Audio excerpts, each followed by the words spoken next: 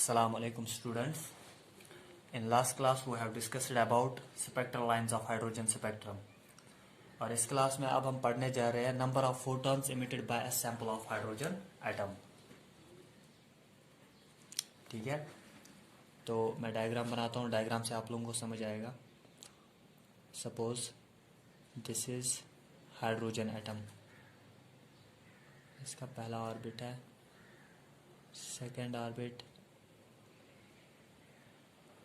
this is third orbit of hydrogen and this is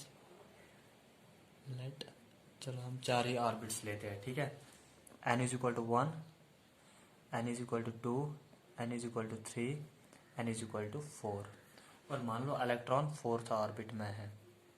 ठीक, electron is present in 4th orbit.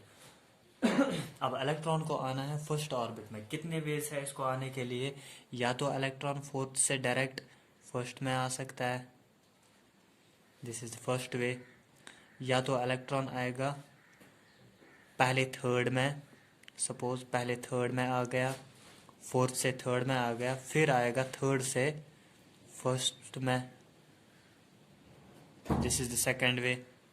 या तो पहले electron आएगा first to 4th to third and then third to second, फिर आएगा second to first. या तो direct आ सकता है फर्स्ट टू सेकेंड, फिर second to first. So there are how many ways? There are 6 ways in which electron can come to the ground state, that is n is equal to 1. कितने ways है हमारे पास? 6 veg. 1 2 3 4 5 and 6. ठीक, जैसे यहाँ पे अब electron को किस ऑर्बिट में आना है? From 4 to 1. और बीच में क्या है? 3 भी है, 2 भी है. अब इलेक्ट्रॉन या तो डायरेक्ट आ सकता है फ्रॉम 4 टू 1, या तो पहले आएगा from 4 to 3, then it will come to 4 to 1. ठीक है, या तो पहले आएगा 4 to 2, then it will come to 2 to 1. या तो अभी आया था 4 टू 3, अब पहले आएगा 3 टू 2, फिर आएगा 2 to 1. So how many ways are there? 1 2 3 4 5 and 6. So there are 6 ways of 6 ways in which transition can occur from 4th orbit to 1st orbit. अब ऐसी अगर हमारे पास इलेक्ट्रॉन होगा 6th ऑर्बिट में, so there could be many number of ways. तो ऐसे ही हम काउंट कर सकते हैं number of ways in which electron can come to the first orbit.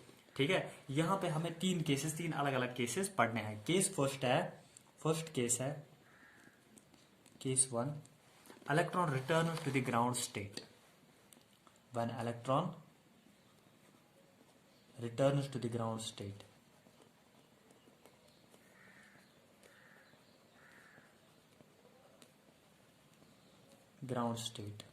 that is n is equal to, that is from nth orbit to first orbit. ठीक है, जब ट्रांजिशन होगी from n to first orbit. तो यहाँ पे जो हम discuss कर रहे हैं, ठीक है, ये वाला केस है. तो इसमें हमें देखना है, अब इतने वेज है, 6 वेज है, दैट मीन्स 6 डिफरेंट फोटॉन्स यहाँ पे इमिट हो सकते हैं. अगर इलेक्ट्रॉन आ गया, if electron comes directly from 4 to first orbit, then the photon emitted will be having the wavelength, particular wavelength. If electron is coming from third to first orbit, जो photon उस वक्त emit होगा उसकी different wavelength होगी. तो जो भी photon, जो भी यहाँ पे possible wave है, वे है आने के लिए फर्स्ट ऑर्बिट में आने के लिए, तो हर एक पॉसिबल वे में डिफरेंट फोटॉन्स इमिट होंगे और डिफरेंट फोटॉन्स की डिफरेंट एनर्जी होगी, बिकॉज ऑर्बिट नंबर वेरीज. ठीक है, अगर 4 टू 1 आ गया या 3 टू 1 आ गया तो ऑर्बिट नंबर डिफरेंट है, तो एनर्जी डिफरेंस भी डिफरेंट होगी. तो डिफरेंट एनर्जीज इमिट होगी रेडिएशंस की, और डिफरेंट एनर्जीज की वजह से डिफरेंट वेवलेंथ्स होंगे उन फोटॉन्स की. ठीक है, आ गया समझ? Now Here we are talking about sample of hydrogen atoms. Sample means जिसमें बहुत सारे हाइड्रोजन एटम्स होंगे. ठीक है, जिसमें हाइड्रोजन एटम्स बहुत सारे होंगे. जब बहुत सारे हाइड्रोजन एटम्स होंगे तो बहुत सारे हाइड्रोजन एटम्स में बहुत सारे इलेक्ट्रॉन्स होंगे, और बहुत सारे इलेक्ट्रॉन्स में बहुत सारी ट्रांजिशंस हो सकती है.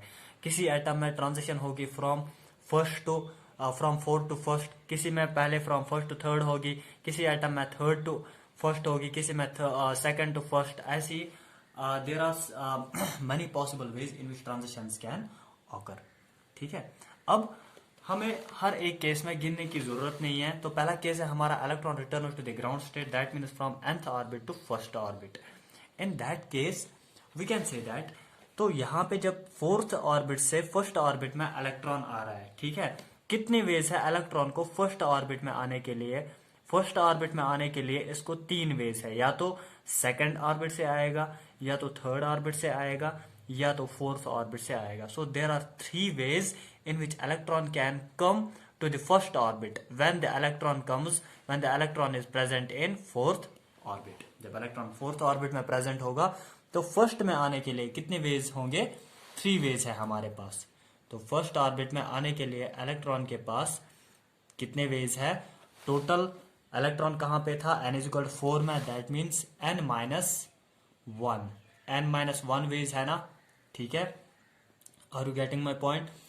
तो सेकंड में आने के लिए हम देखेंगे टोटल नंबर ऑफ वेज कितने होंगे. ठीक है, सेकंड ऑर्बिट में आने के लिए कितने वेज है? या तो थर्ड ऑर्बिट से आ सकता है सेकंड में, या तो फोर्थ ऑर्बिट से आ सकता है सेकंड में. That means there are 2 ways. Second orbit में आने के लिए 2 वेज है. तो टोटल इलेक्ट्रॉन कहां पे था? n=4 में. तो n के टर्म्स में कितने वेज है? n-2 वेज है. सेकंड ऑर्बिट में आने के लिए n-2 वेज है, प्लस और कौन सा वे है? इलेक्ट्रॉन आएगा थर्ड ऑर्बिट में फ्रॉम फोर्थ ऑर्बिट. तो कितनी वेज है? Only 1 way. So in terms of n we can say that third orbit में आने के लिए कितने वेज है? There are n-3 ways, that means 1 way only. ठीक है, ऐसे ही ये चलता रहेगा. अगर हम ऑर्बिट्स का नंबर बढ़ाएंगे, इलेक्ट्रॉन को इन्फिनिटी से लाएंगे, तो एक वक्त ऐसा आएगा जहां पे कितने नंबर ऑफ वेज होंगे? n-1. ठीक है, n-1 वे. ठीक है, फिर उसके बाद वो इसका मतलब क्या हुआ? और फिर लास्ट पे आएगा n-n. ठीक है, दैट मीन्स ये नंबर बढ़ता है 1 2 3 4 5 6 7 8 n-2 n-1 n. ठीक है, इससे पहला वाला होगा n-2 n-2. अगर हम इस सीरीज को थोड़ा चेंज करेंगे तो इस सीरीज किस में हमें मिलेगी? n-n will be equal to 0, n-1. ठीक है, वो कितना आएगा? n-n वो कैंसिल हो जाएगा, माइनस इंटू माइनस वो बनेगा +1. ठीक, और ये बनेगा +2. ऐसे ही तो हमें एक सीरीज मिलेगी इसमें, that will be like 1 +2 +3 +4 plus so on plus up to n-1. We will get the series like this. ठीक, आपने पढ़ा होगा sum of first n natural numbers 1 + 2 + 3 + so on plus n किसके बराबर होता है? वो बराबर होता है n × n+1 डिवाइडेड बाई 2 होता है ना. यहां पे भी हमें इन नेचुरल नंबर्स का सम निकालना है, बट n की जगह क्या है? n-1. सो यहां पे डालेंगे इसका सम कितना होगा? n+n-1 इंटू n की जगह n-1 फिर से +1 डिवाइडेड बाई 2. आ गया समझ? ठीक, तो हमें क्या फॉर्मूला मिलेगा? n- ये -1 +1 कैंसिल हो जाएगा, n into n-1 divided by 2. So we can say that number of different photons emitted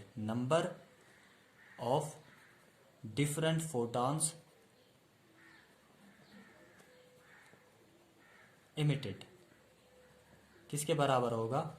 when electron comes from nth orbit to first orbit, that is ground state. तो number of different photons emitted किसके बराबर होगा? according to the formula n into n-1 divided by 2. अब आपको simply formula याद रखना है. ठीक, जब भी इलेक्ट्रॉन आएगा किसी भी ऑर्बिट से फर्स्ट ऑर्बिट में, तो उस वक्त कितने फोटॉन्स इमिट हो सकते हैं? अगर हमारे पास हाइड्रोजन सैंपल होगा तो कितने फोटॉन्स इमिट होंगे? n into n-1 divided by 2. इतने डिफरेंट फोटॉन्स इमिट होंगे. दैट मीन्स उनकी डिफरेंट वेवलेंथ होगी, डिफरेंट फ्रीक्वेंसी होगी, डिफरेंट एनर्जी होगी. Now we will move to the case 2. Case 2 है when electron returns to any other excited state. अभी पहले case में ग्राउंड स्टेट पे आ रहा था n इक्वल 1 पे, अब n इक्वल 1 पे नहीं आ रहा है, अब इलेक्ट्रॉन आ रहा है from any orbit to the any other excited state. Suppose हम मानते हैं इलेक्ट्रॉन फोर्थ ऑर्बिट में प्रेजेंट है हाइड्रोजन सैंपल में, अब ये इलेक्ट्रॉन थर्ड ऑर्बिट में आ सकता है, अब यही इलेक्ट्रॉन थर्ड ऑर्बिट से सेकंड ऑर्बिट में आ सकता है, बट फर्स्ट में नहीं आएगा, या तो डायरेक्ट आ सकता है इसमें, ठीक है। So the number of possible ways, मतलब the number of photons, different number of photons emitted in that case when electron returns to any excited state to any other excited state, उस वक्त number of different photons होंगे। हम सीधे formula लिखेंगे, number of different photons emitted वो बराबर होगा delta n into delta n plus 1 divided by 2। This will be the number of different photons emitted, ठीक है। कितने फोटॉन्स इस ट्रांजिशन में एमिट होंगे, तो वो बराबर होगा delta n into delta n plus 1 divide by 2। वह डेल्टा एन क्या होता है, डेल्टा एन होता है difference of two transition states, मतलब n2 जहां से ट्रांजिशन हुआ माइनस n1 जिस एक्साइटेड स्टेट में ट्रांजिशन हुआ। So delta n is n2 minus n1 which you should remember, ठीक। अब तीसरा केस है केस 3, सिंगल आइसोलेटेड एटम और सिंगल इलेक्ट्रॉन। मतलब कभी आपको क्वेश्चन में दिया गया होगा सिंगल आइसोलेटेड एटम, अभी हम पढ़ रहे थे by sample of hydrogen, number of photons emitted by sample of hydrogen. कभी आपको फोटॉन्स निकालने होंगे by a single isolated atom और अ सिंगल इलेक्ट्रॉन। मतलब अभी आपके पास हाइड्रोजन सैंपल था, दैट मीन्स बहुत सारे हाइड्रोजन एटम्स थे, तो आप डेक्साइटेशन बहुत सारे एटम से कराते थे, ठीक है, तो आपको बहुत सारी पॉसिबल वेज मिलती थी। अब आपके पास सिंगल एटम है, दैट मीन्स सिंगल एटम के पास कितने इलेक्ट्रॉन्स होंगे, हाइड्रोजन के सिंगल एटम के पास एक ही इलेक्ट्रॉन होगा, single electron. So how many ways are there, कितने वेज हैं इसको ग्राउंड स्टेट में आने के लिए। या तो आ सकता है फर्स्ट से फोर्थ से, अगर हमने 4 ऑर्बिट्स लिए n equal 1, n equal 2, n equal 3, n equal 4, 4 से 3 पे आएगा, फिर आएगा 3 से 2 पे, फिर आएगा 2 से 1 पे। So maximum number of photons emitted in this case will be, that means सिर्फ 3 होंगे, ठीक है। या ये सीक्वेंस में चलेगा, या तो ये आएगा फोर्थ से थर्ड तक, फिर सेकंड में थर्ड से सेकंड तक होगी transition, that means maximum transition इसमें कितनी हो सकती है, 3 ट्रांजिशन।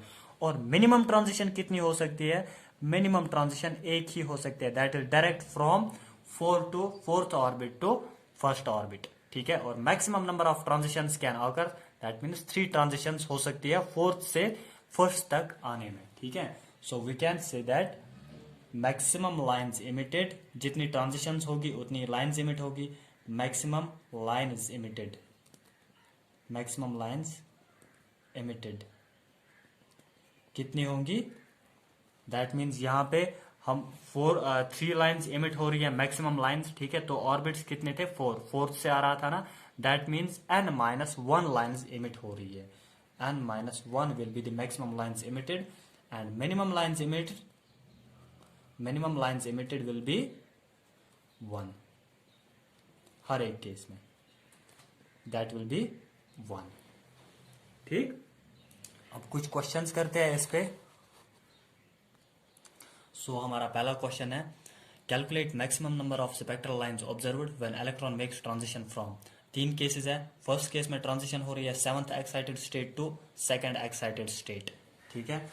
तो 7th एक्साइटेड स्टेट, इसका मतलब क्या हुआ, n is equal to 8, n1 is equal to 8, 8th orbit से ट्रांजिशन हो रही है to the 2nd excited state, 2nd excited state का मतलब हुआ n2 इज इक्वल टू 3, इसमें ट्रांजिशन हो रही है, 8 to 3 ट्रांजिशन हो रही है, ठीक है। तो एक्साइटेड स्टेट में ट्रांजिशन हो रही है, ग्राउंड स्टेट में तो नहीं हो रही है, इसलिए हमें कौन सा फॉर्मूला यहाँ पे अप्लाई होगा, डेल्टा एन वाला। डेल्टा एन किसके बराबर आएगा, वो नंबर ऑफ फोटॉन्स इमिटेड और नंबर ऑफ लाइन्स किसके बराबर होगा, that will be equal to delta n into delta n plus 1 divided by 2. What is delta n? Delta n is n2 minus n1 या n1 minus n2. वो किसके बराबर आएगा?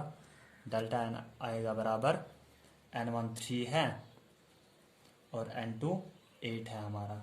ठीक, वो आएगा n2 minus n1 that is 8 minus 3, वो 5 आएगा. तो 5 into 5 plus 1 that is 5 into 6 divide by 2, 5 6 30 by 2 that is 15 lines. कितनी लाइन्स? पहली ट्रांजिशन में 15 लाइन्स इमिट होंगी. दूसरी ट्रांजिशन क्या है? 8th excited state to ground state. अब ग्राउंड स्टेट में ट्रांजिशन हो रही है तो कौन सा फॉर्मूला यूज होगा? n वाला. Number of lines emitted that will be equal to 8th excited state. That means n का वैल्यू क्या होगा? n2 का वैल्यू 9 होगा, n1 का वैल्यू 1 होगा. ठीक, so we can say that n into n minus 1 divided by 2 आएगा ना फॉर्मूला के हिसाब से. n का वैल्यू क्या है? कहाँ से ट्रांजिशन हो रही है? 8th excited state that is 9th orbit से. तो 9 into 9 minus 1 divided by 2, 9 8 72 divide by 2 वो आएगा 36 लाइन्स. सेकेंड ट्रांजिशन में 36 लाइन्स इमिट होंगी. थर्ड ट्रांजिशन में 10th excited state to first excited state. 10th मतलब n इज इक्वल टू 11 और first n1 का वैल्यू क्या होगा? 2 होगा. ठीक है, तो नंबर ऑफ लाइन्स एमिटेड किसके बराबर होगा? डेल्टा एन वाला फॉर्मूला यूज होगा. Delta n into delta n plus 1 divided by 2 that will be equal to delta n किसके बराबर है? 11 माइनस दैट n2 हमारा है 11, n1 है 2. ठीक है, 10th excited state to first excited state. ठीक, तो 11 माइनस 2 कितना हुआ? 9 into 9 plus 1 that is 90. 9 into 10 divide by 2, 90 by 2 वो कितना आएगा? 45 लाइन्स आर इमिटेड हेयर. दूसरा क्वेश्चन है हमारा, इन हाइड्रोजन लाइक सैंपल. एक हाइड्रोजन लाइक सैंपल है. ठीक है, ions are in a particular excited state. If electrons make transition to first excited state. अब ट्रांजिशन कहाँ हो रहा है? फर्स्ट एक्साइटेड स्टेट में. And produces maximum of 15 different spectral lines. कितनी स्पेक्ट्रल लाइन्स प्रोड्यूस हो रही है वहां पे? Maximum 15 different spectral lines. ठीक है, so number of lines emitted that is 15. We can say number of lines अगर 15 है तो किसके बराबर होगा? ट्रांजिशन हो रहा है किसी भी एक्साइटेड स्टेट से फर्स्ट एक्साइटेड स्टेट में. दैट मीन्स ग्राउंड स्टेट में नहीं हो रहा है तो डेल्टा एन वाला फॉर्मूला यूज होगा. Delta n into delta n plus 1 divided by 2. ठीक है, we can write delta n into delta n plus 1 is equal to 15 into 2 वो आएगा 30. ठीक, अब डेल्टा एन किसके बराबर है? डेल्टा एन किसी भी एन से ट्रांजिशन हो रही है. ठीक है, दैट मीन्स वो बराबर होगा n minus first excited state. First excited state n का वैल्यू क्या होगा वहां पे? n2 minus n1 that is 2. ठीक है, दैट इज n माइनस 2. हमें n का वैल्यू चाहिए यहाँ पे. या तो इसको n2 भी आप नाम रख सकते हो या तो n भी नाम रख सकते हो. ठीक है, तो n ही रखो. तो n डेल्टा n का अपना वैल्यू n माइनस 2, यहाँ पे n minus 2 plus 1 is equal to 30. तो यहाँ पे क्या आएगा? n minus 2 into n minus 1 is equal to 30. ठीक है, तो यहाँ पे हम लिख सकते हैं n square minus n minus 2n minus plus 2 is equal to 30. ठीक है, we can write n square minus 2n minus n वो आएगा माइनस 3n और ये इसको मैं यहाँ लाऊंगा, ये माइनस बन जाएगा तो आएगा माइनस 28 इज इक्वल 0. ठीक, सो ये यहाँ पे हमें क्वाड्रेटिक इक्वेशन मिली. अब क्वाड्रेटिक इक्वेशन को सॉल्व करना है, वो तो आपको आएगा इजी है. ठीक है, n स्क्वायर माइनस हम लिख सकते हैं यहाँ पे माइनस 7n प्लस 4n. 7 4 28 आ गया ना. ठीक है, लास्ट वाली term 7n plus 4n minus 28 is equal to 0. तो यहाँ पे रहेगा n into n minus 7 plus 4 is equal to 0. अब n minus 7 into n minus 4 n plus 4 ये बनेगा 0 के बराबर.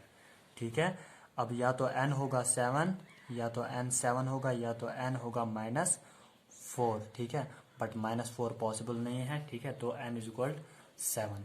अब कौन से एक्साइटेड स्टेट में इलेक्ट्रॉन लाई कर रहा है, सेवंथ एक्साइटेड, सॉरी कौन से स्टेट में, सेवंथ स्टेट। और अगर क्वेश्चन में पूछेगा कौन से एक्साइटेड स्टेट में, तो होगा sixth excited state, sixth excited state. Okay, now we will move to the next question which is very important, और वो यहाँ पे सबसे बड़ा क्वेश्चन है, ठीक है। Now our question is, in a hydrogen-like sample, all the ions are in a particular excited state. Hydrogen-like sample है, सभी ions excited state में। When electron makes transition to ground state, जब electron की transition ground state में हो रही है, it produces 6 different types of photons.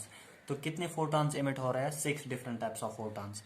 If the second excitation potential of sample is 193.64 volt, second excitation potential हमें दिया हुआ है 193.64 वोल्ट।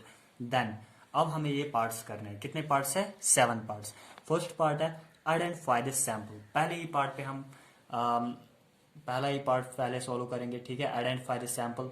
तो पहले हम समझेंगे कि सेपरेशन एनर्जी जो इसने, सॉरी ये सेकंड एक्साइटेशन पोटेंशियल जो इसने दिया है, ठीक है, 193.64 वोल्ट, इसका मतलब क्या हुआ। Second excitation potential, second excitation potential, इसका मतलब है you have to move electron from ground state, ये मान लो ये ग्राउंड स्टेट है, ठीक है, n is equal to 1, 2 and 3, ground state to second excited state. Second excited state का मतलब हुआ n इज इक्वल टू 3। सो आपको जो पोटेंशियल चाहिए इस वक्त इलेक्ट्रॉन को ग्राउंड स्टेट से सेकंड एक्साइटेशन स्टेट में मूव करने के लिए, इस पोटेंशियल को हम कहते हैं second excitation potential, second excitation potential, and the amount of energy required to cause this transition, that amount of energy is known as second excitation energy. तो second excitation potential आपको दिया हुआ है कितना है, that is 193.64 वोल्ट। अगर आपको second excitation energy निकालनी होगी तो वो किसके बराबर होगा, simply multiplied by E, 193.64 electron volt, ठीक है। ये हमें सेकंड एक्साइटेशन एनर्जी मिला, ठीक है। नाउ सेकंड एक्साइटेशन एनर्जी का मतलब क्या है, इलेक्ट्रॉन को जाना है ग्राउंड स्टेट से सेकंड एक्साइटेड स्टेट में, that means n is equal to 1 से n इज इक्वल टू 3 में। अब सेकंड एक्साइटेशन एनर्जी इसने वैसे दिया है, तो हम सेकंड एक्साइटेशन एनर्जी निकाल भी सकते हैं, ठीक है। n इज इक्वल टू 1 में कितनी एनर्जी होगी, n इज इक्वल टू 3 में कितनी एनर्जी होगी। इफ वी आर टॉकिंग, अभी तो हमारे पास सैंपल है कोई डिफरेंट, ठीक है। If we are talking about hydrogen atom, तो हाइड्रोजन एटम में फर्स्ट एक्साइटेशन स्टेट की एनर्जी कितनी होती है, E1 बराबर होता है 13.6 इलेक्ट्रॉन वोल्ट। E3 कितना होता है, थर्ड ऑर्बिट में E3 होता है -1.5 इलेक्ट्रॉन वोल्ट। बट अगर हम किसी दूसरे स्पीशीज की बात करेंगे तो एनर्जी किसके बराबर होगी ऑर्बिट्स में, by simply multiplying it by Z square. Okay, so we have got energy delta E, जो यहाँ पे एनर्जी डिफरेंस होगी इन दो ऑर्बिट्स में, वही बराबर होगा सेकंड एक्साइटेशन एनर्जी के, ठीक है। हम फर्स्ट पार्ट कर रहे हैं, delta E that is E2 minus E3 minus E1, वो आएगा बराबर, जब हम 1.5 माइनस 13.65 इस Z स्क्वायर करेंगे, Z स्क्वायर कॉमन आएगा, तो ये बनेगा 12.1 Z स्क्वायर। 12.1 Z स्क्वायर आपको आया किसके बराबर, separation energy, second excitation energy के बराबर, दैट इज 193.6 इलेक्ट्रॉन वोल्ट। तो यहां से आपको एटॉमिक नंबर निकलेगा 193.6 डिवाइड बाय 12.1, ठीक है। तो Z का वैल्यू क्या आएगा, जब आप यहां इसको रूट करोगे तो आपको Z आएगा, दैट इज 4, Z का वैल्यू आपको 4 आएगा, ठीक है। तो 4, ये 16 था और Z का वैल्यू 4 आया, दैट मीन्स स्पीशीज कौन है, सैंपल कौन है हमारे पास, हाइड्रोजन, हीलियम, लिथियम, बेरिलियम, जिसका एटॉमिक नंबर 4 होगा, beryllium +3 ion. This is our sample, okay. तो अब याद रखना Z इज 4 हमारा, दैट इज बेरिलियम +3 आयन हमारा सैंपल है, ठीक। Now will move to the second part. Second part है, हमें देखना है excited state of sample, sample का एक्साइटेड स्टेट क्या है। अब ये क्वेश्चन में वही से बोल रहा है कि इलेक्ट्रॉन ट्रांजिशन कर रहा है कहां से, किसी भी मतलब पर्टिकुलर ऑर्बिट से किसी भी एक्साइटेड स्टेट से to the ground state, and it produces 6 different types of photons. तो नंबर ऑफ फोटॉन्स इसने वही से बोला है, 6 फोटॉन्स इमिट कर रहा है। नंबर ऑफ फोटॉन्स का फॉर्मूला क्या है, अब ग्राउंड स्टेट में ट्रांजिशन हो रही है तो वो बराबर आएगा n into n minus one divided by 2। वो किसके बराबर आएगा, n into n minus one is equal to 12। ठीक, अब अगर आप इसको क्वाड्रेटिक इक्वेशन में यहाँ पे चेंज करोगे तो थोड़ा लंबा जाएगा। अब सीधे यहाँ पे छोटा वैल्यू है, आप सीधे चेक भी कर सकते हो। n का वैल्यू 2 डालो, 2 माइनस वन वो आएगा 2।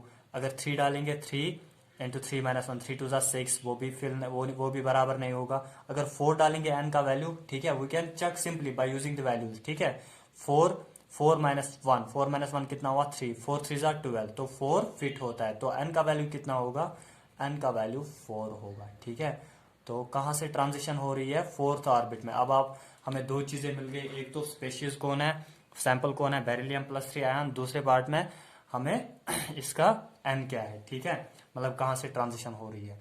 तीसरा पार्ट है हमें आयनाइजेशन एनर्जी निकालनी है। आयनाइजेशन एनर्जी के लिए अब सभी एक ही लाइन के आंसर है। आयनाइजेशन एनर्जी का फॉर्मूला होता है 13.6 Z स्क्वायर। ठीक है, 13.6 Z का वैल्यू क्या है, Z का वैल्यू 4 है, अभी हमने निकाला था। दैट इज माइनस 13.6 इंटू 4 का स्क्वायर, वो आएगा बराबर, that will be equal to 217.6 electron volt. ठीक, this will be ionisation energy. Fourth part हमें निकालना है binding energy of third state. Third state की बाइंडिंग एनर्जी निकालनी है। ठीक है, अब थर्ड स्टेट की बाइंडिंग एनर्जी निकालनी है। देखो, first, second, third, this is 1 2 and 3। ठीक, बाइंडिंग एनर्जी का मतलब क्या है, एनर्जी रिक्वायर्ड। ठीक है, जिस एनर्जी से ये बाइंड होगा न्यूक्लियस के साथ। ठीक है, जिस एनर्जी से इलेक्ट्रॉन बाइंड होगा न्यूक्लियस के साथ, अगर मैं उतनी अमाउंट ऑफ एनर्जी यहां से प्रोवाइड करूंगा तो ये इलेक्ट्रॉन सेपरेट होगा to infinity. So binding energy is equal to this separation energy. Separation energy के बराबर होता है। ठीक है, separation energy of electron in the first orbit of hydrogen कितना होगा, -13.6 इलेक्ट्रॉन वोल्ट। और थर्ड ऑर्बिट में कितना होगा, थर्ड ऑर्बिट में होगा -1.5 इलेक्ट्रॉन वोल्ट। अब अगर हाइड्रोजन के बदले कोई और सैंपल है तो क्या होगा, multiply by Z square. This will B binding energy of sample, that is -1.5 Z square. Z का वैल्यू क्या है 4, दैट इज 16 स्क्वायर, वो आएगा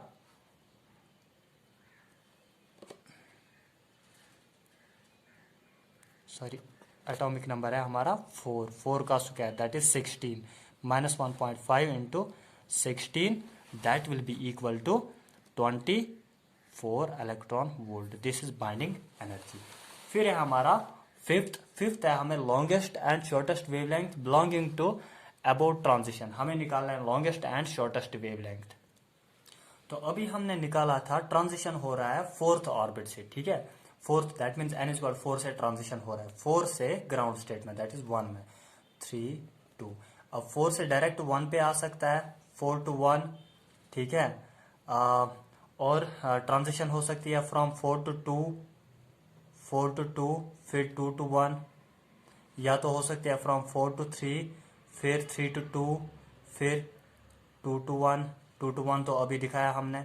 या तो हो सकती है transition direct from 4 to 3, 4 to 3, फिर 3 to 1। ठीक है, तो 6 टाइप्स ऑफ ट्रांजिशन हो सकती है। So we can write transition में आकर फ्रॉम, ये हम पांचवा पार्ट कर रहे हैं, 4 to 3, ठीक, 3 to 2, 2 to 1, और 3 to 1 भी हो सकता है ट्रांजिशन। ठीक है, और हो सकता है 4 to 1, और हो सकता है 4 to 2। ठीक, इतने ट्रांजिशंस हो सकते हैं इसमें। ठीक है, अब किस ट्रांजिशन में मैक्सिमम एनर्जी इमिट हो रही है, 4 to 1, जिसमें गैप ज्यादा होगी उसकी एनर्जी होगी मैक्सिमम, एनर्जी मैक्सिमम होगी।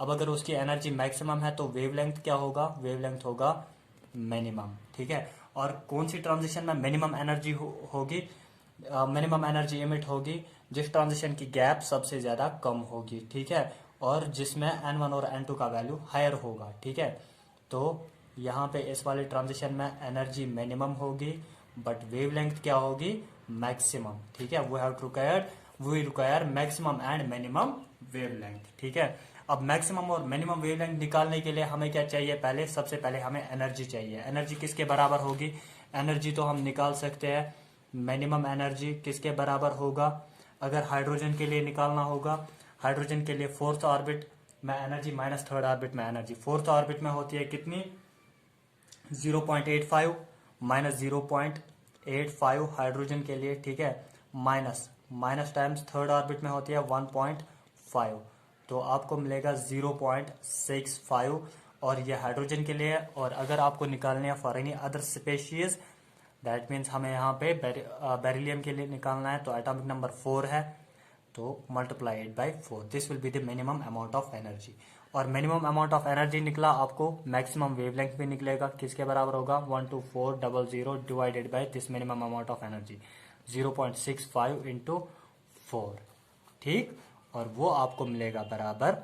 और मिनिमम जब एनर्जी होगी तो वेवलेंथ क्या होगा, मैक्सिमम, वेवलेंथ मैक्सिमम होगा, वो आपको बराबर आएगा 1192, ये स्क्वायर आएगा यहाँ पे, ठीक है, Z square 1192 angstrom. This is the minimum maximum wavelength of the line emitted in the transition, ठीक है।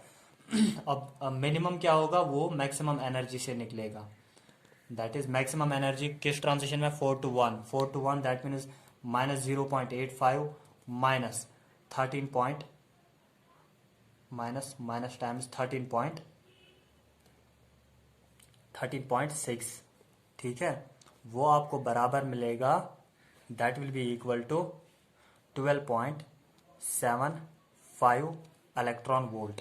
अब ये हाइड्रोजन के लिए एनर्जी निकला, अब अगर आपको बेरिलियम के लिए चाहिए तो multiply by Z square that is 4 square, तो लैम्डा भी आप निकाल सकते हो, लैम्डा मिनिमम अब आप निकाल सकते हो, वो किसके बराबर होगा 12400 डिवाइडेड बाय, तो यहाँ पे आएगा 12.75 into 4 square, that will be equal to lambda minimum बराबर होगा, जब आप कैलकुलेट करोगे वो आएगा अप्रोक्सीमेटली इक्वल टू 60 एंगस्ट्रॉम। तो मिनिमम वेवलेंथ कितना होगा 60 एंगस्ट्रॉम और मैक्सिमम वेवलेंथ कितना होगा, इस ट्रांजिशन में जो लाइन मैक्सिमम वेवलेंथ वाली लाइन एमिट होगी उसकी वेवलेंथ होगी 1192 एंगस्ट्रॉम और मिनिमम वेवलेंथ वाली लाइन जो एमिट होगी उसकी वेवलेंथ होगी 60 एंगस्ट्रॉम। यही तो हमें निकालना था, ठीक है। अब हमें सिक्स्थ पार्ट है, सिक्स्थ पार्ट में हमें दिखाना है difference between wave number of second line of Lyman series, LS means Lyman series, and first line of Balmer series. हमें डिफरेंस निकालना है वेव नंबर में। वेव नंबर का फॉर्मूला क्या होता है, दैट इज 1/λ, जो रिडबर्गिस फॉर्मूला आपने पढ़ा है, ठीक है, 1/λ वही होता है ना वेव नंबर के बराबर। वेव नंबर हमें लाइमन सीरीज डिफरेंस देखना है, लाइमन सीरीज के वेव नंबर में और बाल्मर सीरीज के वेव नंबर में, ठीक है, wave number of Balmer series, ठीक, तो वो किसके बराबर होगा, wave number of Lyman series that is R into Z square, Balmer series R into Z square. Atom तो दोनों के लिए सेम है, बट यहाँ पे डिफरेंस क्या है, हमें देखना है लाइमन सीरीज की सेकंड लाइन और बाल्मर सीरीज की फर्स्ट लाइन, ठीक है। लाइमन सीरीज मतलब फर्स्ट सीरीज, ठीक है, उसकी सेकंड लाइन लाइमन सीरीज में n1 का वैल्यू क्या होगा, n1 का वैल्यू होगा 1 और n2 का वैल्यू क्या होगा, हमें सेकंड लाइन का निकालना है, दैट मीन्स n2 का वैल्यू 3 होगा। बाल्मर सीरीज का n1 का वैल्यू 2 होगा, that means second series, n2 का वैल्यू क्या होगा, फर्स्ट लाइन अगर है तो 3 होगा यहाँ पे, ठीक। So we can use this values, R Z square दोनों का कॉमन निकलेगा n2। अब यहाँ पे लाइमन सीरीज वाला 1/n1 minus 1/n2, 1/n1, n1 का यहाँ पे वैल्यू क्या है 1 square minus 1/n2 square 1/3 square minus, अब इसको बाल्मर सीरीज का ये मैंने कॉमन निकाला है आर जेड स्क्वायर, ठीक है, बाल्मर सीरीज का अब माइनस होगा, दैट इज 1/n1 का वैल्यू 2 है 2 स्क्वायर माइनस 1/3 स्क्वायर, ठीक है, ये माइनस और माइनस प्लस बन जाएगा। चलो एक और स्टेप करते हैं यहाँ पे, that will be equal to R Z square into 1 minus 1/3 square minus 1/2 square, वो आएगा माइनस 1/4 माइनस और माइनस प्लस बन जाएगा 1/3 स्क्वायर -1/3² +1/3² कैंसिल हो जाएगा, तो यहाँ पे बचेगा r z²। z का वैल्यू क्या है, हम बेरिलियम के लिए कर रहे हैं क्योंकि z हमें ऑलरेडी निकला है, दैट इज 4 का स्क्वायर इंटू 1 - 1/4 वो आएगा 3/4। 4 और 4 कैंसिल हुआ तो 3 4 ज़ा 12, दैट मीन्स 12r के बराबर का डिफरेंस हमें निकला। ये डिफरेंस किस में हमें निकला, second line of Lyman series and first line of Balmer series. ठीक है, अब लास्ट पार्ट है, हमें देखना है number of lines not in visible range, कितने लाइंस विजिबल रेंज में नहीं आ रही है। ठीक है, तो इसके लिए मैं यहाँ पे एक ये बनाऊंगा स्ट्रक्चर इसका। ठीक है, तो हमारे पास कितने ऑर्बिट्स है, कहाँ से ट्रांजिशन हो रहा है वो भी हमें निकला था, फोर्थ ऑर्बिट से ट्रांजिशन हो रहा है फर्स्ट ऑर्बिट में। This is n = 1, n = 2, n = 3, n = 4। ठीक है, फोर्थ से फर्स्ट में ट्रांजिशन हो रहा है, या तो फोर्थ से डायरेक्ट फर्स्ट में आएगा, या तो थर्ड से आएगा फर्स्ट में, या तो सेकंड से आएगा फर्स्ट में। या तो सेकंड पे कौन कौन सी लाइन आएगी, या तो आएगी फोर्थ से सेकंड पे, या तो आएगी थर्ड से सेकंड पे, या तो आएगी लाइन फोर्थ से थर्ड पे। 6 टाइप्स ऑफ ट्रांजिशंस में आकर हियर। बट अब कौन सी लाइन इसमें विजिबल रेंज में बिलोंग करेगी, विजिबल रेंज से बिलोंग करती है, जो लाइन सेकंड पे आके रुकेगी, क्योंकि सेकंड पे जो भी लाइन आके रुकेगी that line will fall in Balmer series. वो यहाँ पे बनाएगा बाल्मर सीरीज। ठीक है, बाल्मर सीरीज में क्या होता है, बाल्मर सीरीज ज्यादातर बिलोंग करती है किसके साथ, विजिबल रीजन के साथ, और बाकी जो भी यहाँ पे लाइंस आपको मिलेगी वो लाइंस विजिबल रीजन के साथ बिलोंग नहीं करेगी। सो how many number of lines, ये बोल रहा है number of lines not in the visible range. 2 lines visible range में है जो n = 2 पे रुकती है। ठीक है, बट बाकी जो 4 लाइंस है वो विजिबल रेंज में नहीं पड़ती है। ठीक है, so we can write the number of lines which are not in visible range is 4। ठीक है, लास्ट का आंसर है। So thank you.